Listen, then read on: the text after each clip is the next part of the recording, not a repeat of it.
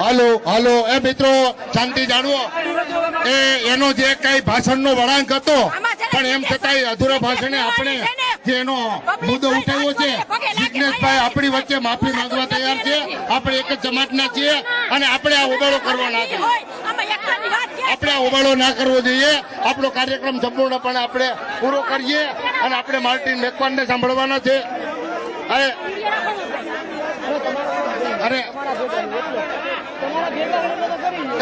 Raju Bharati stage પર આવે Raju Bharati stage પર આવે રાજુભાઈ સ્ટેજ પર આવો અને આપણી પબ્લિકને શાંત કરવા માટે અનુરોધ કરજો રાજુ ભારતી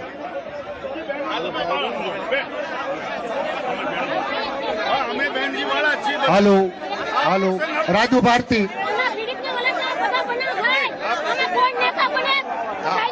આવી ગયા એ બધા પ્લીઝ શાંતિ રાખો પ્લીઝ શાંતિ રાખો અને બીજા साथियों, अगर वास्तव में आप लोग भगवान बुद्ध के अनुयायी हैं, बाबा साहब के अनुयायी हैं, साथियों जब इस देश में हमारे मूल निवासियों का जलसा हुआ है तो घबराने की जरूरत नहीं है। हमारे समाज का ही अंग है वो भी, लेकिन अगर उनको कोई गलतफहमी है तो अपनी गलतफहमी दूर करें। हमें उनसे कोई विरोध नहीं है, समाज का काम करते हैं, लेकिन बहन जी के बारे में कोई गलत नहीं बोल सकता, क्योंकि बहन जी हमारे समाज का गौरव है पूरे देश में। आपसे मैं निवेदन करता हूं, जो भी बहन जी को मानते हैं, जिसने पूरा जीवन अर्पण किया है, 61 साल की हो गई बहन जी, उसने शादी नहीं की समाज के लिए शादी नहीं की बहन जी ने। कांशीराम साहब की असली अनुयायी बहन जी है। इतने लोग विरोध करते हैं, लेकिन बहन जी कभी किसी के बारे में गलत नहीं बोलती। और जो भी बहुजन समाज पार्टी के कार्यकर्ता हैं, कभी किसी संगठन के बारे में गलत। मैं सौराष्ट्र का प्रभारी होकर भी इस दलित समाज के मंच को बढ़ाने के लिए एक कार्यकर्ता की हैसियत से वहां बैठकर मैं बाबा साहब अम्बेडकर का अनुयायी होने का फर्ज निभा रहा हूं, गाना गा रहा हूं। मैंने किसी के बारे में गलत नहीं बोला। आपसे मैं निवेदन करता हूं, आप सब लोग, हमारे घर की बात है, आप जितने भी लोग बाबा साहब को मानते हैं, जितने बहन जी को मानते हैं, मैं आप हाथ जोड़ से निवेदन करता हूं। 3-4 साल से आप लोग देख रहे हैं जहां पे हम लोग सब काम करते हैं, दुख में सुख में, आपसे मैं निवेदन करता हूं आप सब लोग बैठ जाइए। अगर वास्तव में आपने त्याग समझा है बहन जी का, वास्तव में बाबा साहब, आप सब लोग बैठ जाइए। एक कहने में आप लोग बैठ जाएंगे तो मुझे भी लगेगा इतनी दूर से हम लोग काम करते हैं अपने माँ बाप को छोड़ के, सम्मान के लिए, बाबा साहब के सम्मान के लिए आप लोग बैठ जाइए। दलित समाज की एकता के लिए, अखंडता के लिए आप लोग बैठ जाइए। साथियों, मैं आपसे हाथ जोड़ के विनती करता हूं, दलित एकता जिंदाबाद, दलित एकता जिंदाबाद। साथियों आप लोग बैठ जाओ प्लीज, हाथ जोड़ के विनती है, आप लोग बैठ, हाँ बैठो तो सही, पहले आप बैठो, आप पहले बैठो, आप बैठोगे तब अच्छा लगेगा। आप अनुशासन का परिचय दो, आप लोग बैठ जाइए। सब घर की बात है, परिवार की बात है, घर परिवार में खट्टी मीठी बातें होती रहती, इसका मतलब ये नहीं कि हम लोग अलग अलग हो जाएंगे। पानी में कितना भी लठ मारो, तलवार मारो, पानी अलग नहीं होता, पानी पानी ही रहता है। साथियों, अगर कोई गलतफहमी हमसे हुई तो हमारी गीत लगा देंगे। मैं आपके बीच में एक गीत सुना देता हूं बाबा साहब की शान में, प्लीज आप लोग बैठ जाइए, कोई शोर शराबा मत करिए।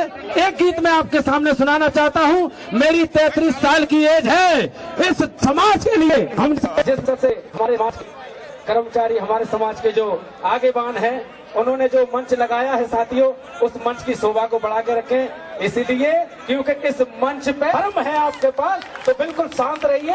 ये बाबा साहब का सम्मान का मंच है, गणतंत्र दिवस का मंच है। आप लोगों से मैं हाथ जोड़ के विनती करता हूँ, बाबा साहब की जिस मकसद से ये मंच लगा है, हम सब लोगों में करुणा हो, हम सब लोग जिस लक्ष्य को लेकर चल रहे हैं उस लक्ष्य को लेकर चलें। खट्टी मीठी बातें होती रहती हैं, बुराई नहीं मानेंगे, लेकिन साथियों आप लोगों को एक गीत सुनाता हूँ, आप लोग सब शांत रहेंगे। इसके बाद में जो वक्ता है हमारे जिग्नेश भाई अपनी पूरी बात करें, हमें कोई आपत्ति नहीं है, लेकिन समाज की आप माफी मांगेंगे। आप बैठिए, कोई समाज से नहीं बढ़ता। आप बैठिए बैठिए। नगर की टीम कालावड़ वाले साथी हमारे बैठ जाइए आप लोग, प्लीज आप लोग बैठ जाइए। मैं एक गीत सुनाता हूँ, प्लीज आप लोग बैठ जाइए, हाथ जोड़ कर विनती कर रहे हैं, बैठ जाइए। बाबा साहब का दिन है। મિત્રો બે હાથ જોડીને વિનંતી કરું છું, 2 મહિનાની મહેનત છે. ભાઈના અનુયાયીઓ હોય ને તો શાંતિ રાખો, અને જો બાબા સાહેબનું આંદોલન તોડવું હોય તો તમે ચાલુ રાખો. તમે સમજો તો ખરા કેટલી મહેનતથી આ કર્યું છે. બસ હવે શાંતિ રાખો. चलिए आप लोग बैठ जाइए। एक बार प्रेम से बोलेंगे जय भीम। मेरा भीम ही दुनिया का वो हमदर्द भाई था जिसने कस्तूरबा की चूड़ी कभी टूटने न दी। अरे वो तो सारे विदेशी हैं पर हम तो मूल निवासी हैं। वो तो सारे विदेशी हैं पर हम तो एक वो भी बहन हमारी है।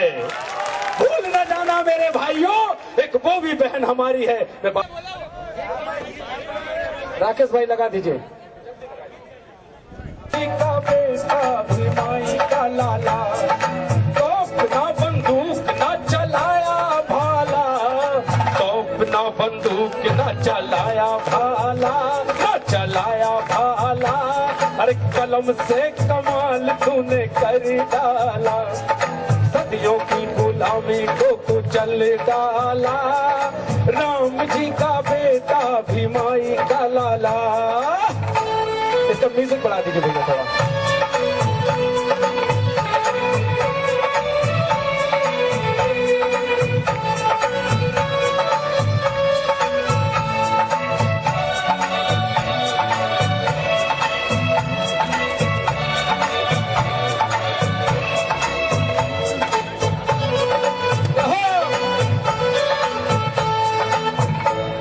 व्यवस्था का जाल था, वर्ण व्यवस्था का जाल था, हर दलितों का और पिछड़ों का बुरा हाल था।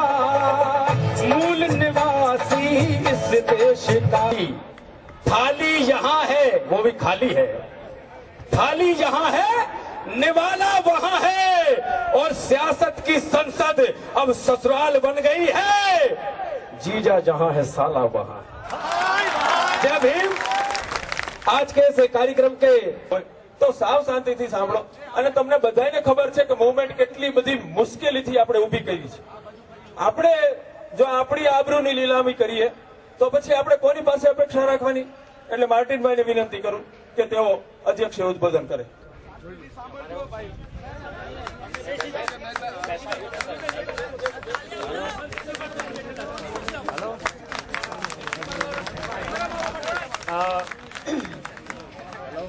વાલા બહેનો અને ભાઈઓ,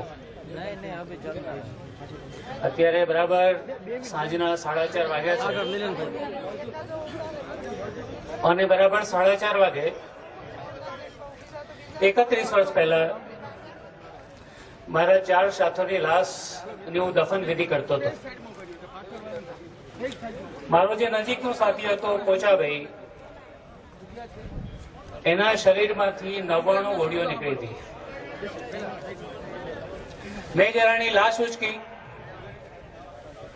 તો મારો આ હાથ એના શરીરમાં અહીંયા અંદર જતો રહ્યો, કારણ કે એ લોકોએ બંદૂક ત્યાં મૂકીને ફોડી હતી, એટલે ટેનિસ બોલ જાય એટલું ત્યાં ફાંદું પડી ગયું હતું. એ લાશ ઉપર મેં સોગંદ ખાધા હતા. મને ગુસ્સો તો બહુ હતો કે એ જ બંદૂક હું લઈ લઉં અને બીજા 15-20 લોકોને ફૂંકી મારું. પણ મને બાબા સાહેબ આંબેડકર યાદ આવ્યા. આખી જિંદગી એ માણસે સંઘર્ષ કર્યો, એકલો માણસ હતો, પણ એને કોઈ દાડો હિંસા કરવાની વાત નથી કરી. સાચી વાત? એટલે એવું કરવું કે જે ત્યાં નાત જાતના મૂળિયા આ દેશમાંથી ઉખડી જાય. એટલા માટે નવું સર્જન શરૂ કર્યું, જે આજે 3000 ગામમાં કામ કરે છે અને ભારતમાં કામ કરે છે. મિત્રો, જેને આપણે મનુવાદ કહીએ છીએ સવારથી, એ મનુવાદ એટલે શું છે? એનો એક જાદુ એ છે કે આપણને આપણા દુશ્મન આપણી અંદર જ દેખાય, એનું નામ મનુવાદ. મને મારા ભાઈમાં જ દુશ્મન દેખાય. મિત્રો, સામાજિક આંદોલન ચલાવવું બહુ અઘરું છે. રાજકીય પાર્ટી ચલાવવી એ બહુ સહેલું છે, કારણ કે બિનજવાબદાર રીતે ગમે તે મોંમાં આવે તે મારે બોલવાનું અને નિર્દોષ લોકોના ખૂન રડાઈ જાય, આ રાજનીતિ. પણ આંદોલન ચલાવવું એનો મતલબ એ છે કે જે છેવાડામાં છેવાડો જે માણસ બેઠો છે, જે બહેન બેઠી છે, એના ભાંગી પડેલા હૃદયમાં આશાનો સંચાર કરવો, એનું નામ આંદોલન કહેવાય. હમણાં બાલુભાઈ બોલ્યા અને બોલીને બેસી ગયા, પછી કહેતા હતા કે હું ભણેલો નથી. એટલે મેં એમને કહ્યું કે તમે ભણ્યા નથી પણ તમે ગણેલા છો.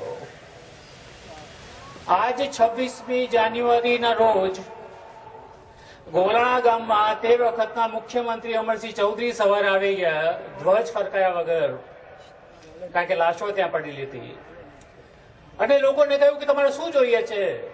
જમીન આપું, ઘંટી આપું, આ યોજના આપું, પેલી યોજના આપું, બોલો શું જોઈએ તમારે? એટલે એક ઘરડો માણસ, એનું નામ પૂંજાભાઈ, જે નિશાળમાં ગયો નથી ભણવા, એને કહ્યું કે મુખ્યમંત્રી, મારે ખાલી એક પ્રશ્નનો જવાબ તમારી જોડે જોઈએ છે. અમે આ દેશના માણસ ખરા કે નહીં? મારે ઘંટી જોઈતી નથી, મારે જમીન જોઈતી નથી, મારે જાણવું છે કે અમે આ દેશના માણસ છે કે નથી માણસ. જે બંધારણની આપણે વાત કરીએ છીએ એના આજે 57 વર્ષ પૂરા થયા, પણ બંધારણ ઘડવાની આ દેશમાં શરૂઆત બરાબર 98 વર્ષ પહેલા આજના દિવસે થયેલી હતી. 27મી જાન્યુઆરી 1919માં અંગ્રેજ સરકારે પહેલી વાર એક કમિશન બનાવ્યું, એનું નામ હતું સાઉથ બરો કમિશન. અને એ કમિશન એને કહ્યું કે ભારતના લોકોને પૂછીશું કે તમારે બંધારણ કેવું જોઈએ છે. અને એની સામે એક કોણ હતું? બાબા સાહેબ આંબેડકર. આ એમના જીવનનો જાહેર પહેલો કાર્યક્રમ 27મી જાન્યુઆરી 1919માં. એમની ઉંમર 26 વર્ષની હતી ખાલી. અને એમણે શું કહ્યું કે મને એવું લાગે છે કે જ્યાં સુધી આ દેશમાં દલિતો માટે અલગ મતાધિકાર નહીં હોય ત્યાં સુધી ન્યાય મળવાની કોઈ આશા મને દેખાતી નથી. અલગ મતાધિકાર એટલે શું? અલગ મતાધિકાર એટલે બાબા સાહેબ એવું કહ્યું કે ચૂંટણી કરવી હોય તો 2 તબક્કામાં કરો. પહેલા તબક્કામાં માત્ર દલિત ઉમેદવારો અને માત્ર દલિત મતદારો. એ જે પેનલ ચૂંટે એ પેનલની પછી જનરલ ચૂંટણી થાય અને પેનલમાંથી એક માણસ ચૂંટાય, એ અમારો પ્રતિનિધિ. આપણને ખબર છે 1932માં ગાંધીજી એ વાત પર ઉપવાસ પર ઉતરી પડ્યા પૂના કરારમાં, અને બાબા સાહેબે અનામત સ્વીકારી, રાજકીય અનામત. એના કારણે આજે પાર્લામેન્ટમાં 89 દલિત સંસદ સભ્યો બેઠા છે, પણ નથી ઉના થાય ત્યારે ભેગા થતા, નથી આપણને જમીન મળતી એમાં ભેગા થતા, નથી માથે મેલું ઉપાડવાનો દેશમાં 7.5 લાખ ઉપાડે છે એની વાતમાં ભેગા નથી થતા. કેમ? એ લોકો વફાદાર પોતાના રાજકીય પક્ષને છે, પોતાના સમાજને નથી.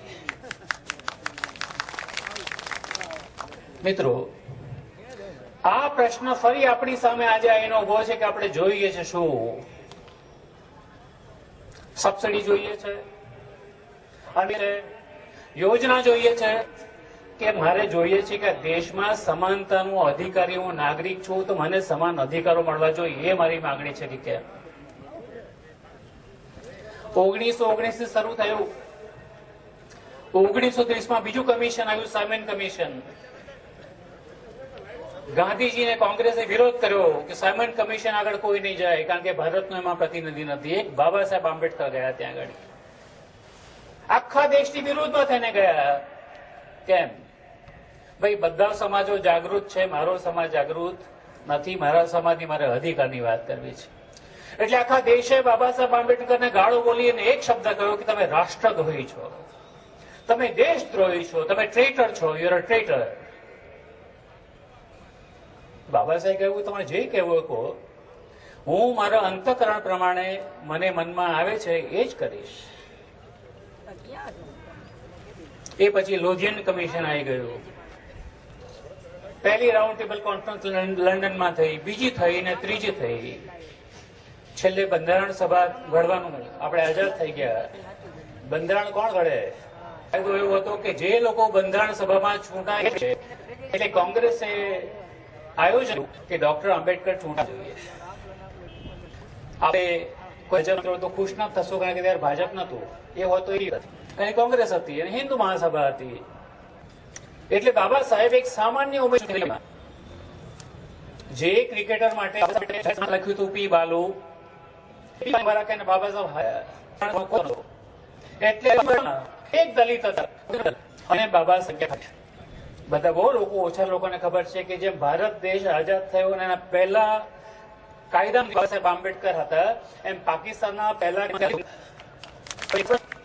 આ જોગેન્દ્રનાથ મંડલે બાબા સાહેબ માટે જગ્યા ખાલી કરી. એટલે માટે બાબા સાહેબ બંધારણ સભામાં પણ બંધારણ સભા ગયા અને 2 જ મહિનામાં બંગાળના ભાગલા પડ્યા.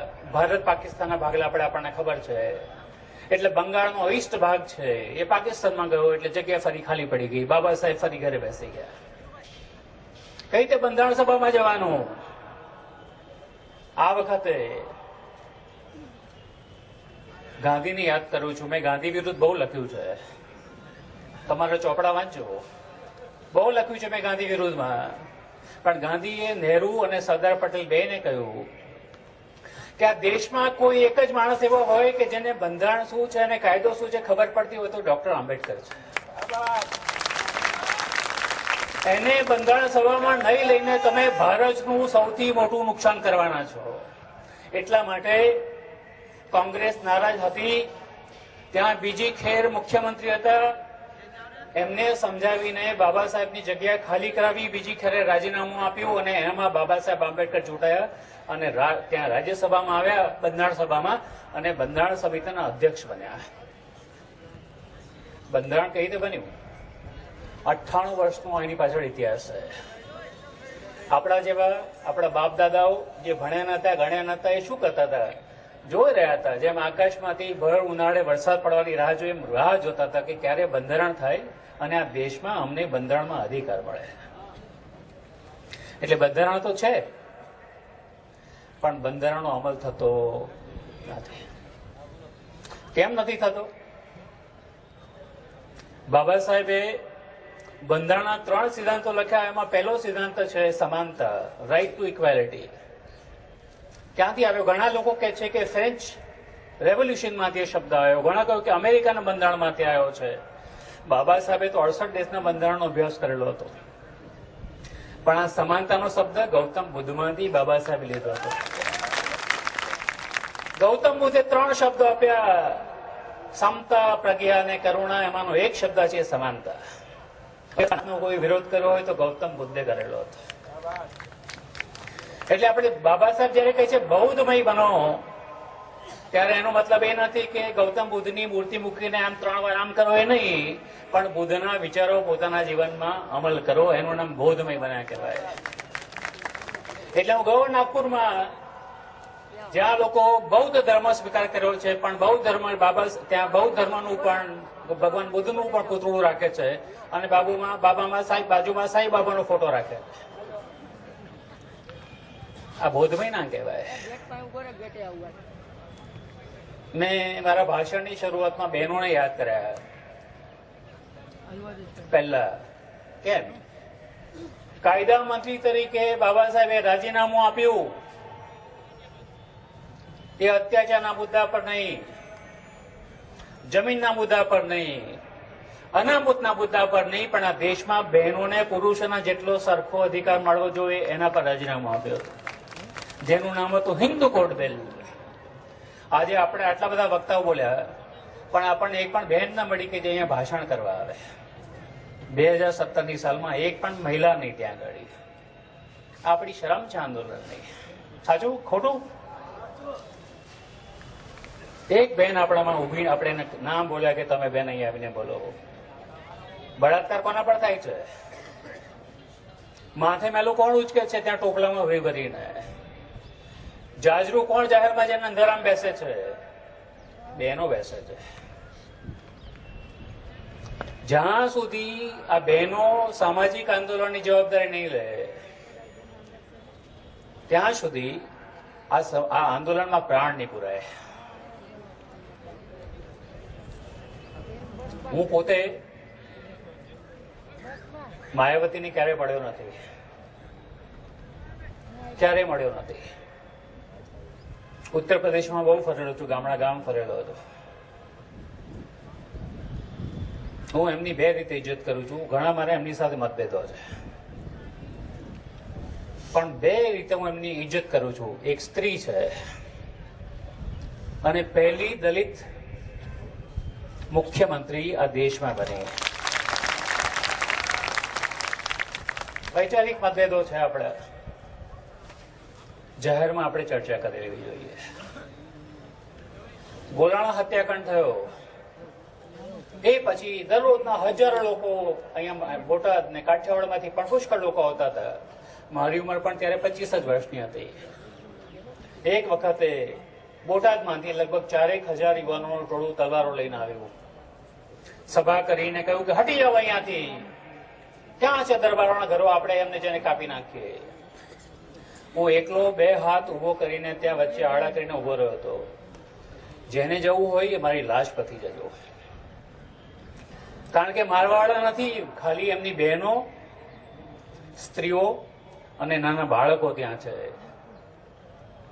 એમની હત્યા કરવી એ દલિત આંદોલન નથી. એ કરે છે કારણ કે તો જંગલી લોકો છે, આપણે તો માણસ છીએ. અરે આપણામાં એમનામાં કઈ તો ફરક હોય કે ના હોય? આપણે બાબા સાહેબના વંશજો છે, ગૌતમ બુદ્ધના વંશજો છે. આ દેશ અપેક્ષા રાખે છે, અત્યારે આખો દેશ કે છે હિન્દુત્વનો સત્તા, હિન્દુત્વ આવવું જોઈએ. હિન્દુત્વ એટલે શું? નાત જાત અને આભડછેદ સિવાય બીજું કશું જ નહીં. એટલે બાબા સાહેબ એક સપનું અને એક ઈચ્છા મૂકીને ગયા હતા આપણી માટે કે આ નાત જાતનું નિકંદન થવું જોઈએ, એનિહિલેશન ઓફ કાસ્ટ. જ્યાં સુધી આ નાત જાત આ ભારત દેશમાં રહેશે ત્યાં સુધી આ દેશમાં સમાજ પરિવર્તન ક્યારે શક્ય નથી. આ હિન્દુત્વ એટલે બીજું કશું નથી, પણ બધા પ્રયત્નો કરે છે કે આ વર્ણ વ્યવસ્થા પાછી આવે. એની સામે આપણો એક જ જવાબ છે, દલિત શક્તિ. આ દેશમાં શાસન દલિત શક્તિનું થવું જોઈએ. દલિત એટલે કોણ? વણકર? ના. રોહિત? ના. વાલ્મીકી, શેનવા, તુરી, તરગાળા? ના ના ના ના, એ તો બધી જાતિઓ છે. તો દલિત એટલે કોણ? તો કે મારા હિસાબે દલિત એટલે એ વ્યક્તિ છે જે સમાનતામાં માને છે, જે સમાનતાનો વ્યવહાર કરે છે અને અસમાનતા સામે ઝઘડો કરે છે, સંઘર્ષ કરે છે, એનું નામ દલિત છે. આ દેશમાં 2 જ જાતિ છે. આપણે કે 4,000 જાતિઓ નથી, 2 જ જાતિ છે. એક જાતિ એવી છે જે સમાનતામાં માને છે અને બીજી જાતિ માને છે અસમાનતામાં. આપણે કઈ જાતિના લોકો છે? સમાનતા વાળા કેટલા છે આમાં? આ બાબા સાહેબને સાચી અંજલિ આપી કહેવાય. મિત્રો, આપણી સામે 5 મોટા પડકાર છે અત્યારે આ દેશની અંદર. 5 મોટા પડકાર છે. પહેલો પડકાર એ છે કે બાબા સાહેબના બધા સપના ઉથલાવીને, ગૌતમ બુદ્ધનું નામ શેષ કરી નાખીને, સાવિત્રી ફૂલે, જ્યોતિબા ફૂલે, શાહુ મહારાજ, બધો ઇતિહાસ વટાઈ નાખીને આ દેશમાં હિન્દુત્વના નામે વર્ણ વ્યવસ્થા પાછી લાવવા માટે કોશિશ થઈ રહી છે. આ આપણી સામે સૌથી મોટો પડકાર છે. આ વર્ણ વ્યવસ્થા એટલે શું? નાત જાતના ભેદભાવ અને સ્ત્રી પુરુષના ભેદભાવ. હમણાં એક વક્તાએ કહ્યું 6 દાડા રીંગણનું શાક ખાઈએ. મારા મિત્ર છે જયંતિભાઈ, ખોટું ન લગાડતા. 6 દિવસ રીંગણા ખાધા. પછી ઘરવાળીને આપણે કહીએ ને ભાઈ આજે કંઈ બીજું બનાવો. હું તમને સવાલ પૂછું છું, આ રાંધવાનું કામ ઘરવાળીનું છે? ઝાડુ મારવાનું કામ ઘરવાળીનું છે? કપડા ધોવાનું કામ ઘરવાળીનું છે? આ જાતિ વ્યવસ્થા મારા ઘરમાં છે. હું મારી સ્ત્રીઓની ઇજ્જત નથી કરવા માંગતો. બાબા સાહેબે એટલા માટે, બાબા સાહેબને તમે જો 1927માં ચૌદાર તળાવનો જયારે સંઘર્ષ ચાલ્યો પીવાના પાણીનો, સ્ટેજની આ બાજુ અહીંયા આગળ મનુસ્મૃતિ બાળવાનું હતું ડિસેમ્બરમાં, અને પાછળની બાજુ બાબા સાહેબે એક કાર્યક્રમ કર્યો હતો. દલિત બહેનોને સાડી કઈ રીતે પહેરતા શીખવું એની તાલીમ પાછળ ચાલતી હતી, સ્ટેજ પાછળ. કારણ કે ત્યાં રિવાજ હતો મહારાષ્ટ્રમાં અને તામિલનાડુમાં કે દલિત બહેનોએ કમરથી ઉપર કપડા નહીં પહેરવાના, જેથી બાકીના લોકો એમના શરીરને જોઈ શકે. આ દેશમાં કાયદો હતો. આપણે ઇતિહાસ વાંચ્યો નથી. એટલે બાબા સાહેબે કહ્યું કે દેશમાં કેટલી પ્રગતિ થઈ છે એ તમારે માપવું હોય તો દેશમાં સ્ત્રીઓની કેટલી પ્રગતિ થઈ છે એ માપો તો તમને ખબર પડશે. પ્રગતિ એટલે નહીં કે કેટલા એરપોર્ટ બનાવ્યા તમે. પ્રગતિ એટલે એનો મતલબ નહીં કે કેટલા રનવે તમે બનાવીને, ઓવરફ્લો બનાવીને, બ્રિજ બનાવીને, રસ્તા બનાવીને, ગાડીઓ કેટલી લાયા તમે. પ્રગતિ એ છે કે દેશમાં સ્ત્રીઓ છે. 7,000 બહેનો સૌરાષ્ટ્રના 7 જિલ્લામાં વર્ષે આત્મહત્યા કરે છે. કાઠિયાવાડના 7 જિલ્લામાં દહેજ મૃત્યુના કારણે 7,000. એમાં દલિત પણ છે, ઓબીસી પણ છે, બ્રાહ્મણ પણ છે અને વાણિયા પણ છે. કારણ કે નાતજાતનું ઝેર આપણા બધાની અંદર લોહીમાં ઉતરી ગયું છે. મિત્રો, આની સામે શું પડકાર હોઈ શકે? પડકાર એ હોઈ શકે કે આજે આ સામાજિક આંદોલન આપણે અહીંયા આજે અને બાબા સાહેબને યાદ કરતા હોય સુનિલભાઈ, તો આપણે પ્રતિજ્ઞા લેવી જોઈએ કે મારા ઘરમાં સ્ત્રીઓની માળજોડ અને બાળવાનો બનાવ કોઈ દાડો ના બને. મારા ઘરમાં છોકરા છોકરીનો ભેદભાવ ક્યારેય ના થાય.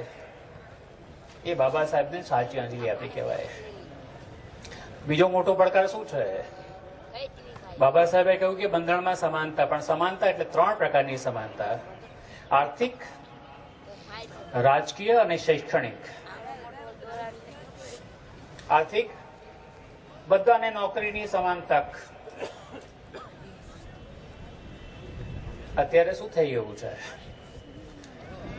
અહીંયા આગળ કાઠિયાવાડમાં પટેલ પટેલ પટેલ કહીએ છે. અહીંયા ઘણા વડીલો બેઠા છે, મને કહેજો, કાઠિયાવાડમાં 1947 પહેલા પટેલ શબ્દનો તો ભોં ખોદા કહેતા હતા. સાચું? જે ભોંયનો ધંધો કરે એને ભોં ખોદા કહેતા હતા. કણબી પણ નતા કહેતા. પણ એ કુશરંગરાજ ઢેબર અહીંયા પહેલા મુખ્યમંત્રી બન્યા અને 4 વર્ષમાં 3 કાયદા લાવીને 37 લાખ ને 50,000 એકર જમીન એમને ભાયાતો પાસેથી આ ભોં ખોદાને આપી. એમાંથી પટેલ બન્યા. એમાંથી રાજકોટમાં ડીઝલ એન્જિનનો ઉદ્યોગ બન્યો જે પટેલના હાથમાં છે. એનાથી અત્યારે એનઆરઆઈ સૌથી મોટી કમ્યુનિટી એ પટેલ છે, એના જે રાજ કરે છે. હાર્દિક પટેલ કહે છે કે દલિત આંદોલનને મારો ટેકો છે. એટલે હું હાર્દિકને હું નથી મળ્યો પણ પૂછું છું ક્યારે કે ભાઈ શામાં ટેકો આપો છો તમે? તમે દલિતોની કેટલી જમીનો દવાઈ છે? હિસાબ આપો જરા. અને દલિતો પર તમે કેટલા અત્યાચાર કરો છો? હિસાબ આપો જરા. ટેકો આપવો એનો મતલબ કે આપણે સમાન છે, સાથે મળીને પ્રતિજ્ઞા લેવી જોઈએ કે આપણે કોઈ દાડો એકબીજાના પર અત્યાચાર નહીં કરીએ, એકબીજાની જમીન નહીં દબાઈએ. ઓબીસીને પણ આમાં રાજ કેવું છે. અત્યારે દેશમાં સૌથી વધારે અત્યાચાર થતા હોય તો એમાં જે પ્રમુખ જે છે કરવા વાળા તે ઓબીસીના લોકો છે. કારણ કે એમને હવે પેલા લોકોએ ચડાવ્યું છે કે ભાઈ અમારી સત્તા ગઈ પણ તમે સત્તામાં આવો, અને તમારી સત્તામાં આવો હોય તો દલિતોને પગ નીચે રાખો. આ ગેરસમજ અને અણસમજણ. મિત્રો, આપણે બધા સામાજિક આંદોલનના લોકો છે. આપણો સમાજ છે એ વર્ષોથી વેદના વેઠે છે એટલે જલ્દી ઉકળી ઉઠે છે, ગુસ્સો બહુ આવી જાય છે. મારા પર પણ 302 લાગી છે, ખૂનનો ગુનો લાગ્યો છે 2 વાર. કોણે આપ્યો? મારા દલિત ભાઈઓએ કર્યો. કારણ એક ગામમાં દલિતની આંખમાં મરચાની ભૂક્કી નાખીને એને એટલા બધા ચપ્પાના ઘા માર્યા ત્યાં વટામણ ગામમાં. ઓબીસી હતા, કોળી પટેલ હતા. એ કેસ હું લડ્યો. પેલા લોકોએ ફરિયાદી છે એને વાગેલો હતો એના કાકાને ફેરવી કાઢ્યો. એફઆઈઆર એની હતી, એને ખાલી 2,500 રૂપિયા આપ્યા અને એને કોર્ટમાં એવું કહ્યું કે સાહેબ મેં ફરિયાદ નથી કરી, માર્ટિનભાઈ ધમકી આપેલી કે તું ફરિયાદ નહીં કરે તો ખૂન કરીશ એટલે મેં ફરિયાદ કરી છે. શું કરવાનું? મારે મારવાનું? ના મરાય. ભગવાન બુદ્ધે કહ્યું કે કરુણા. કરુણા. મારા ભાઈ બહેનોને હું માફ નહીં કરું તો કોણ કરશે? આપણી લડત તો બહુ લાંબી છે, બહુ લાંબી લડત છે. મિત્રો, છેલ્લે મારે એક જ કહેવું છે કે આપણે આ નાની નાની યોજના માંગવી નથી. પટેલોનો ઉદય જો જમીનમાં થયો હોય તો ગુજરાતનો બીજો ભાગ જે એ વખતે મુંબઈ રાજમાં હતો એમાં પણ ભૂમિ સુધારણા કાયદા, ટોચ મર્યાદા અને ખેત ગણોદ્ધારો એ 2 કાયદા નીચે 37,50,000 એકર દલિત અને આદિવાસીને મળવાની હતી. ખાલી 12.5 લાખ એકર મળી છે. 25 લાખ એકર જમીન ગુજરાતમાં વહેંચી નથી. એ અત્યારે પેલા અદાણીને અને ટાટા કંપનીને આપે છે. આ 25 લાખ એકર જમીન આપણા હાથમાં આવે તો અનામતની કોઈ જરૂર પડતી નથી. પણ હું તમને કહું છું કે આપણે આ સંમેલનની આજે માંગણી કરવી જોઈએ. અત્યારે અનામત ખાલી જાહેર નોકરીઓમાં, સરકારી નોકરીમાં છે. આપણે માંગણી કરવી જોઈએ કે અનામત ખાનગી ક્ષેત્રમાં પણ દાખલ કરો. કારણ કે બધી મોટા ભાગની ફેક્ટરીઓ છે હવે સરકાર એમને કોન્ટ્રાક્ટ આપી દે છે, આપણા અધિકારો છીનવાઈ જાય છે. બસ મારે મારી વાત અહીંયા પૂરી કરવી છે. પણ એક વાત સાથે કહું તમને, એક છેલ્લી વાત કહું છું. આંબેડકરના ભીમના નામે કોઈ દાડો ભાગલા ના પડે. ભીમના નામે ખાલી એકતા થઈ શકે. ભીમના નામે